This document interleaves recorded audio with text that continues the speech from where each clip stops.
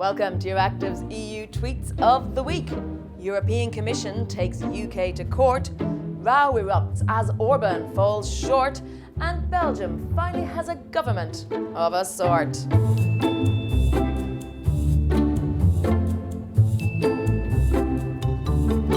This week we are supported by Logos Public Affairs Agency. Find out more about their FAST programme later on. Yesterday, the European Commission sent a letter of formal notice to the UK government, the first step in infringement proceedings over the controversial internal market bill that could override aspects of the Brexit withdrawal agreement. Jim Brunsden said the announcement was short and to the point, which Guido Fawkes summarised as "see you in court." But of course, the move was entirely expected. Less expected was Nigel Farage's endorsement of the European Commission move. The oven-ready deal was an international treaty. For the EU Commission, that's like the Bible. While the EU always acts in bad faith, all they're doing today is asking Boris to keep his promises, he said.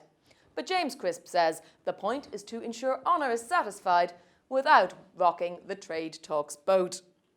Another international spat that gathered steam this week is Hungary's Viktor Orban against Values and Transparency Commissioner Vera Jourova. The former called on the latter to resign after she criticised the Hungarian leader over failing on rule of law principles. MEP Sophie in 't Veld said Jourova was absolutely right to call out corrupted autocrats and stand up for European values.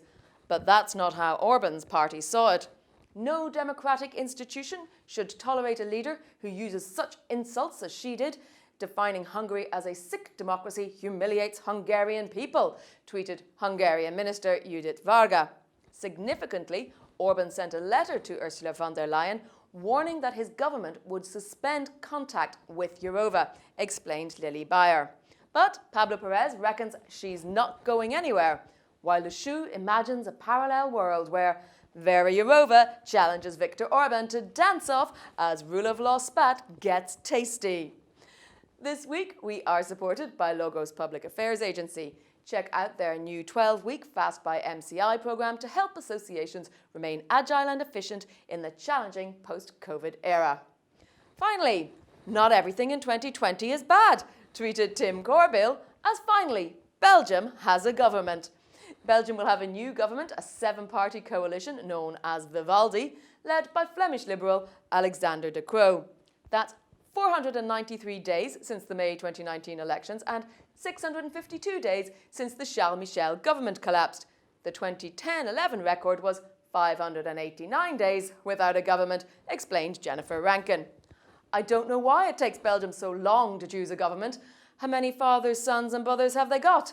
quipped Dave Clark as it emerged that former PM Charles Michel's brother would be a minister. "What do you mean Belgium has a government? It's 2020. Things aren't supposed to get fixed." Stay cynical, MEP assistant. And that's it for another week. Join me next Friday for more quips and slips in the Brussels bubble Twittersphere.